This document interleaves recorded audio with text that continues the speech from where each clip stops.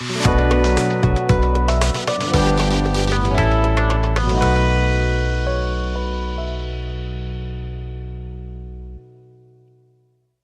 is Omar Mohammed, and this is our 36 minutes on anti-Semitism.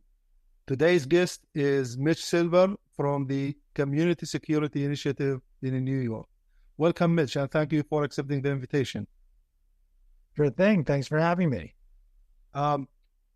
Would you like to introduce yourself? Sure. I'm the executive director for the Community Security Initiative.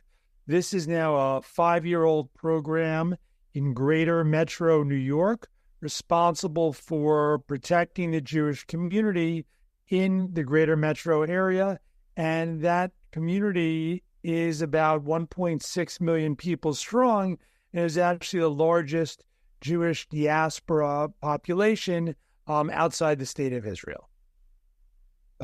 Mitch, I start always when I record the episodes with one question, because it's important to lay the ground for understanding anti-Semitism, which is, what is the definition of anti-Semitism? Sure. I tend to find that the International Holocaust Remembrance definition is the best definition out there for my use. At one level, it's simple. It's essentially the hatred of Jews.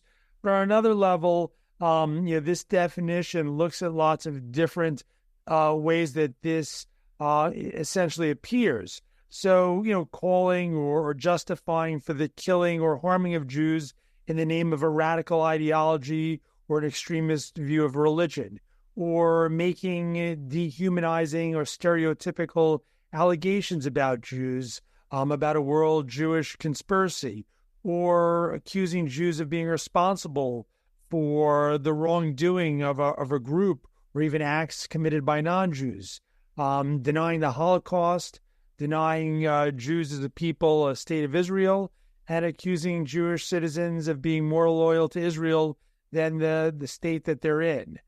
So those are some of the different factors that I think go into a holistic definition of anti-Semitism. Unfortunately, anti-Semitism has been around long enough to have added all of these different dimensions to this type of hate. Mitch, you visited Israel, I believe, after October 7, and you looked at the situation there. How do you explain the situation there?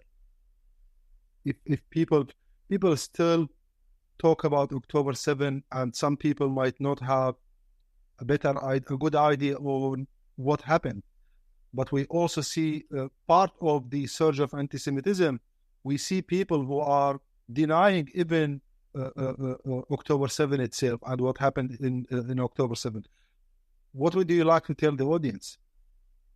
Well, in fact, I was in Israel on October 7th, bringing a group of United States law enforcement officials for what was supposed to be a week-long training session in Israel, learning about anti-Semitism and counterterrorism, which was obviously interrupted by the attacks. And then, we left on October 8th. But October 7th is really a date that unfortunately will go down in infamy, a surprise attack against the state of Israel, and an attack that was the type that, in a sense, we almost hadn't seen in 100 years, more like a pogrom, a wild attack against communities, against civilians, sexual violence, burning houses, taking people back as hostages, and it shocked the state of Israel, shocked Jews worldwide, and it showed a vulnerability that Israel had never shown since its existence. It became a fact in 1948, and in some ways it touched an existential nerve of the Jewish people that here we are 75, 80 years after the Holocaust, and the exact thing that Israel's existence was supposed to prevent from happening, and it happened still. And it showed that anti-Semitism is still very much alive in some aspects of the Middle East, and that hatred by the Hamas-led attackers was really underpinned by an ideology of anti-Semitism. How has this event, which is a terrifying event, a horrifying event in the history of the Jewish people, as you said, after the Holocaust, how has this impacted Jewish life in the United States and specifically in New York?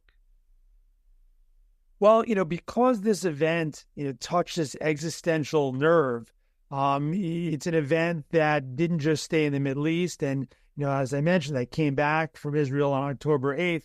And immediately in New York, you could see that the Jewish community was very anxious and very concerned about threats. And almost the exact opposite of what you think. Instead of, Israel being viewed sympathetically as the victim of this attack, anti-Semites used this event, October 7th, as the launch point for them to begin a campaign to demonize Israel, even before Israel had begun to counterstrike against Hamas, who had carried out the attack.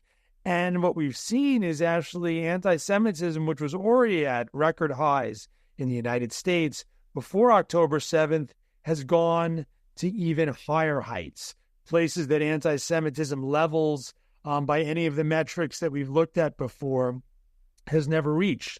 So that's the irony of the situation, that an attack on Israel showing its vulnerability actually has contributed in a strange way to this flood of anti-Semitism. And, I think we'll all be spending some time trying to understand what's behind it. Do the anti-Semites see vulnerability and that's mobilizing them? Do they not, want Israel to tell the truth about what happened? And, it's an uncomfortable truth that Hamas carried out these atrocities. I don't know. But the bottom line effect on the streets in the United States and in Europe, anti-Semitism at all-time record levels. The Anti-Defamation League tracks the data, and they say that an increase in 360% in the aftermath of 10/7. And it's 1,000% in France, over 400% in Germany. In Poland, even in Poland, given the history in Poland, in the United States, the anti-Semitism is coming from different directions, from the extreme right, extreme left, from pro-Hamas. But on the security level, Mitch, how has this impacted the security and safety of Jewish communities? Right. Well, you make a good point that, in the United States, we don't have the luxury of focusing on anti-Semitism coming from one ideological stream. White supremacist, Islamist, Black Hebrew, Israelite, and anti-Zionist, as anti-Semitism are four of the main ideological streams that the anti-Semitism is flowing on. And from a security perspective, we've got to be looking to protect the community from all four of them simultaneously. Black Hebrew Israelite extremism led to the deaths of Jews in Jersey City in 2019 at a delicatessen. We've seen Islamist anti-Semitism be violent in Europe at the Hypercacher, at the Belgium Jewish Museum in Copenhagen, and white supremacist anti-violent anti-Semitism we've seen become deadly at Tree of Life and at Poway in the United States. So all the different streams of anti-Semitism are dangerous, and it's forced us as a program that's responsible for protecting these 1.6 million Jews and 2,600 Jewish institutions. It's put us in emergency mode. It's really terrifying. I have friends in the United States, Jewish friends, who sometimes tell me that they no longer feel safe or sometimes they no longer feel that they can express their Jewishness. What's being done about this? How can we ensure the safety of the Jewish communities, at least in New York?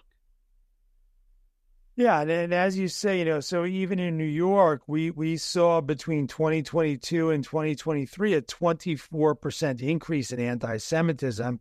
And interestingly, we had 163 incidents between January and September of 2023. And then just to underscore this flood of anti-Semitism from October to December. So in 3 months, we had 162 incidents. So in the last 3 months of the year, we had as many incidents as the first 9 months of the year. And obviously the last 3 months of the year is primarily after, 10/7. There have been 24 physical assaults in New York City against Jewish people. And approximately half of all the hate crimes in the whole city are against Jews. Of course, there are hate crimes against Black, LGBTQ, other different ethnic groups, but half of all of the hate crimes against Jews are against Jews in New York City. Our team here in New York instituted an emergency security program where we were working with Jewish institutions that didn't have any security guards. And we provided armed security guards to any synagogue or school or community center that had no guards. For those institutions that only had one guard, we gave them a supplemental grant funded by the Jewish Federation here in New York so that they could have a second security guard there. So trying to protect the institutions, but the problem is that at some point in time, you have to leave school or synagogue or the community center, and then there's a certain vulnerability on the streets. What challenges, beside what you mentioned, what challenges do you face in trying to protect the Jewish communities? What's the biggest challenge here? Well, I think, one of the biggest challenges we're seeing is on campus, on university campuses throughout the United States. And you're seeing the intersection of free speech, political activism, and pro-Israel activism, and it's all coming together, and universities don't know how to handle it. They haven't seen this type of activism on their campus since the 1960s and an anti-Vietnam War protest.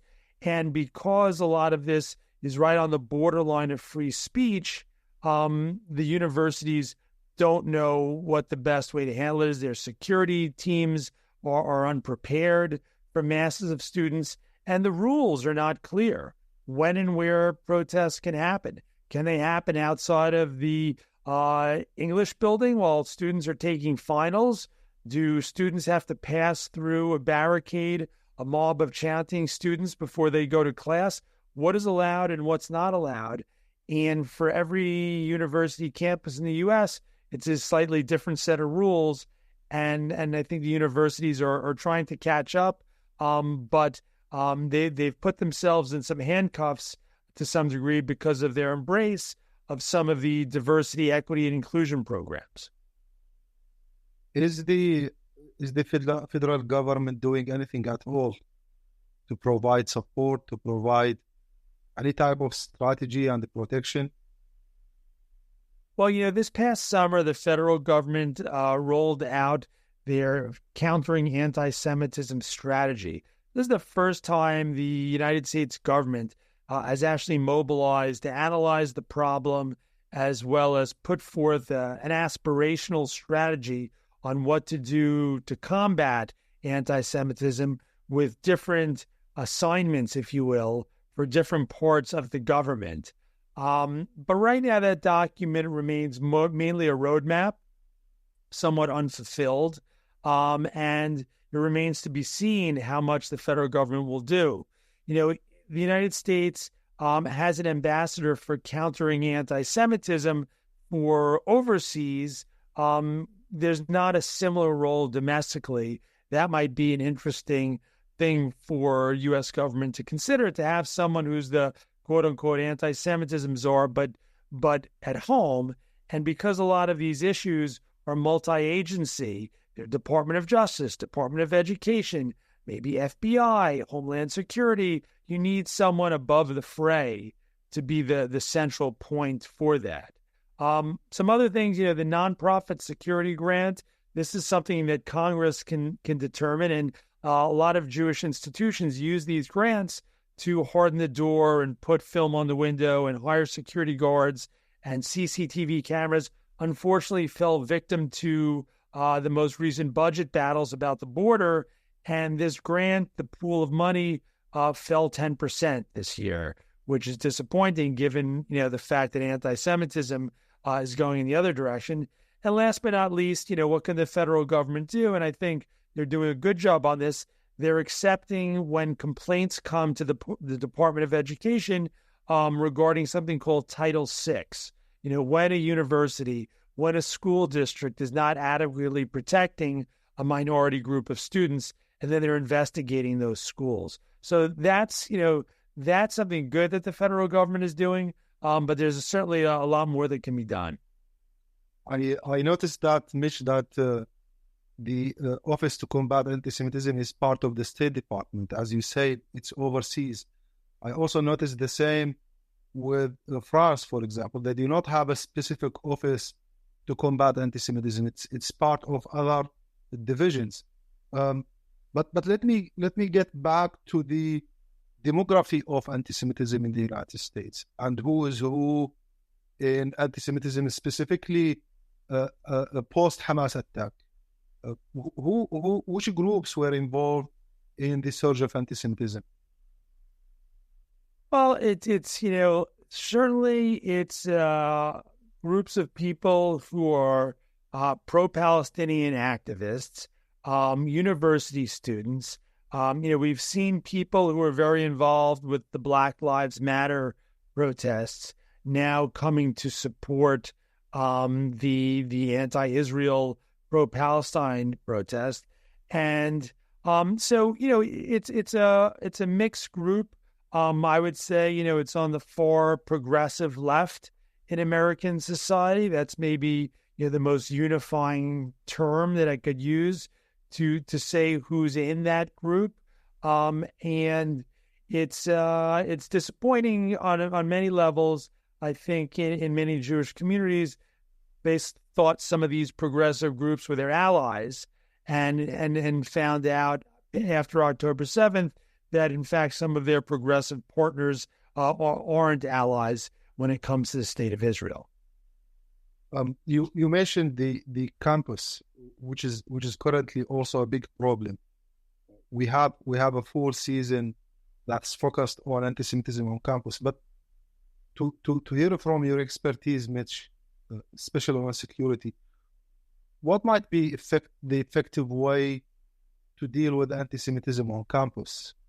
What role the security might have, if any, even the federal government itself? I don't know that much about the system of universities in the United States, whether they are private or the government can interfere. But how does it work? What might be the effective way? Right. Well, the universities are either state universities, so the particular states have some type of jurisdiction and control over them, or they're independent private universities.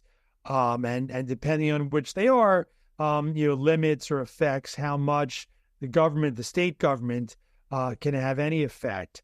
But one of the things that we're seeing, we're asking for when we talk to universities in the greater New York area is to create some rules around protest activity.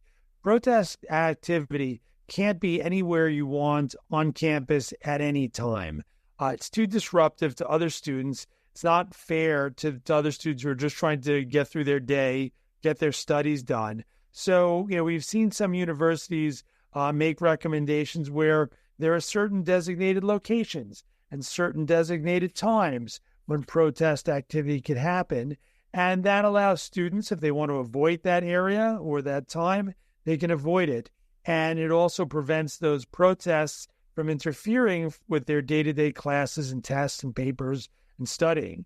So that's one of the ways. What gets trickier is what happens in the dorm. At Columbia University in Barnard, what can you put on your door?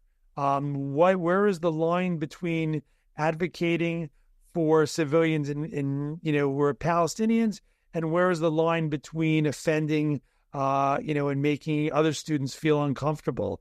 And that's a lot more difficult. That's a lot more, shades of gray. And universities haven't figured out, what the rules of the road are there. And, because everything is happening so quickly, I think many students feel like the universities have abandoned them on this front. So we'll see, we're coming to the end of the spring semester. If over the summer, the universities can't get their act together and figure out some rules of the road that allow for free speech, allow for protest, but also protect the rights of the students who maybe feel like they're victims of the protests. Looking at anti-Semitism a few years ago and now, what changed? Is there any change in the way anti-Semitism being manifested? Do you feel that there is more type of social tolerance to anti-Semitism? Because we have seen this in Europe. It's growing, unfortunately, on campus, in public. Big personalities getting involved in anti-Semitism. So has it changed in the United States as well? Do you see any trends? Yeah, it's certainly changed in the United States, and I think there are both similarities and differences, to what's going on in Europe. I think in the United States historically, it was really anti-Semitism. There was a famous movie in the 1940s called The Gentleman's Agreement with Gregory Peck, where he masquerades as being Jewish to see what anti-Semitism looks like in turn of the middle of the century United States. And it's restriction of access. Can't get to white shoe law firms, restricted from going to certain schools, certain financial firms. And Jews were kept out of the power centers of American life, but it wasn't overt. It wasn't in your face. And of course, there was a low-level anti-Semitism, sort of in the streets with kids, kids on kids type of anti-Semitism. But, a lot of that seemed to be in decline. And you could go to year 2000, when Al Gore picks a Jewish vice presidential candidate, Joe Lieberman, to say, wow, maybe in the United States, anti-Semitism, is really on its way out, going to the dustbin of history. And unfortunately, things have changed all for the worse. And, a lot of people look at August 2017 and Charlottesville and the marches with the tiki torches by the white supremacists saying Jews will not replace us as being the kickoff point, certainly for the spread and rise of white supremacist anti-Semitism in the United States, which had been somewhat dormant up until that point. You can't talk about anti-Semitism without talking about social media and the internet, because that's allowed it to go viral. Whether it's on Facebook or the deep web, 4chan or Gab, unregulated parts of the internet. And now there's a certain acceptance of anti-Semitism. We talked about universities, even in literary journals, where things are getting blocked by Jewish writers because people don't want to see their opinions. So I think we're at a dangerous moment in American life where anti-Semitism coming from so many directions and by all the metrics at record levels. Beside your important initiative and your work on protecting Jewish life, has there been any grassroots type of campaigns in support of the Jewish communities in New York? There are lots of different campaigns to combat anti-Semitism, and a lot of them rely on education. And it remains to be seen if education is a way to stamp out anti-Semitism. It is the thesis is that if someone understands more about Jews and history, that's a cure or a tonic for anti-Semitism. I don't know. I mean, anti-Semitism has been around for 2,000 years, and we still haven't figured out the best way to combat it.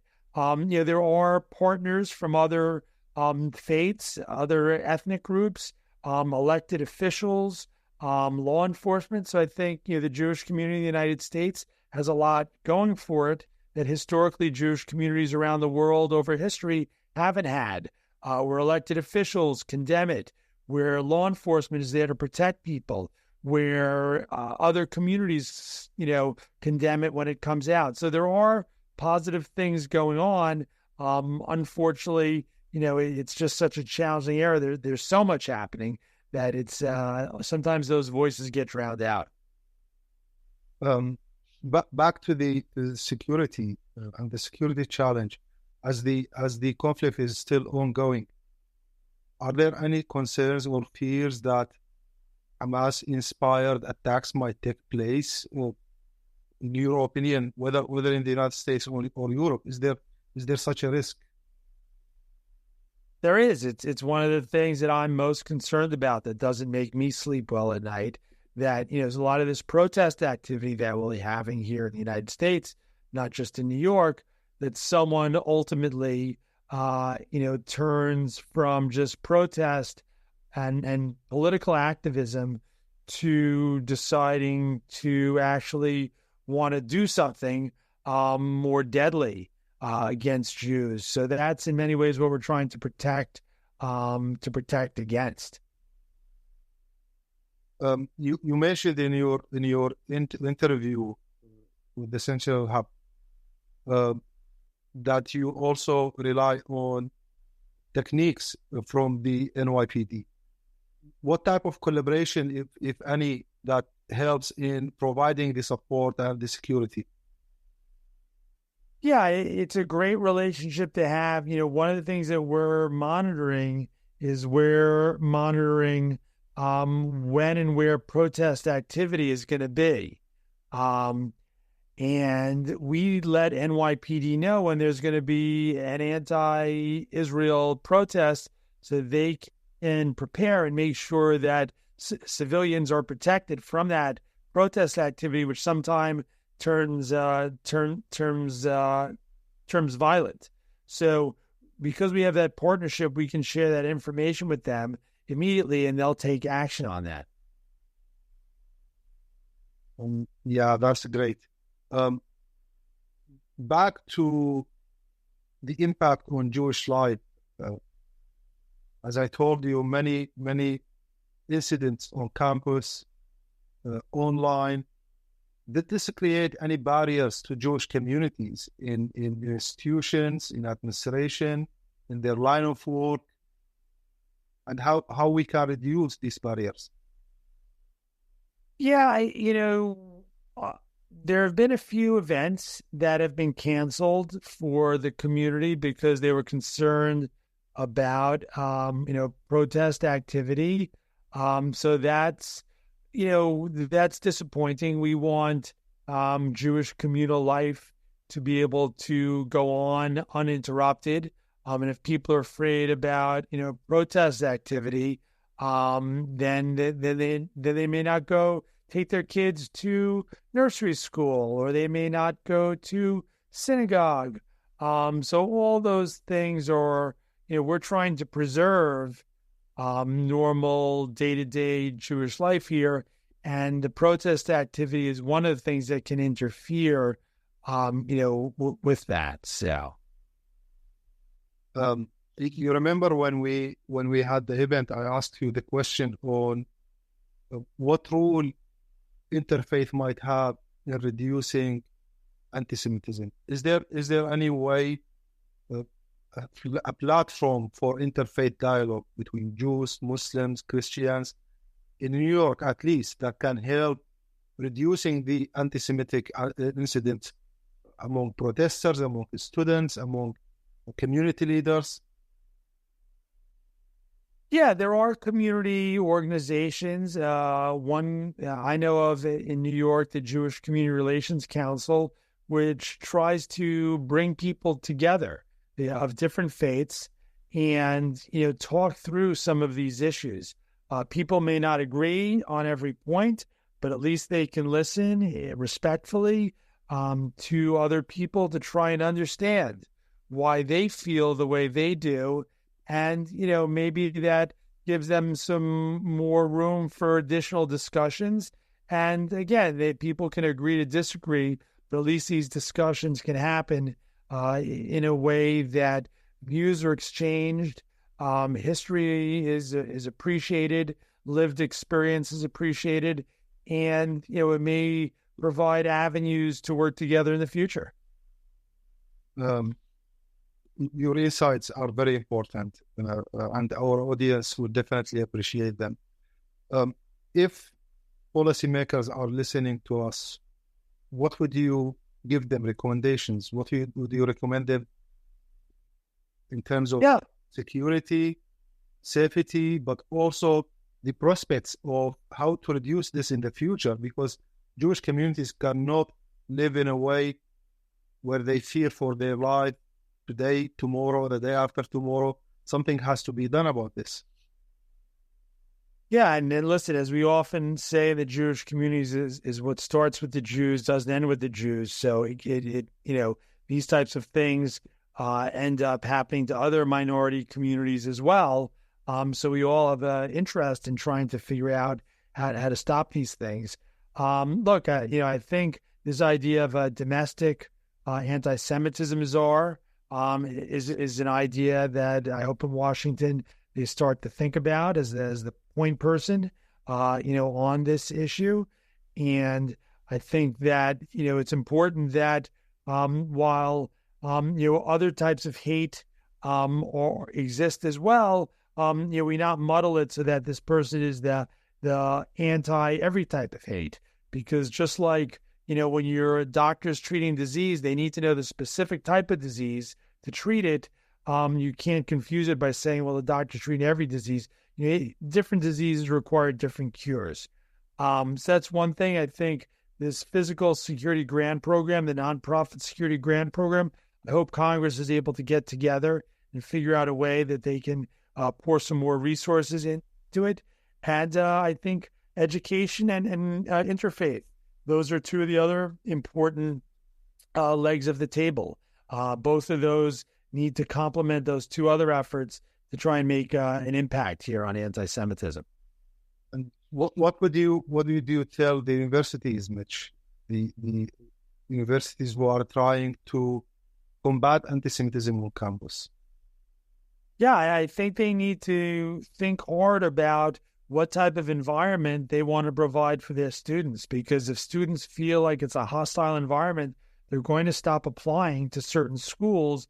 And we already have anecdotal data that certain schools have been impacted by that. So I think there need to be clear rules around protest activity, and they have to balance this free speech, but at the same time, non-interference with day-to-day activities on a campus.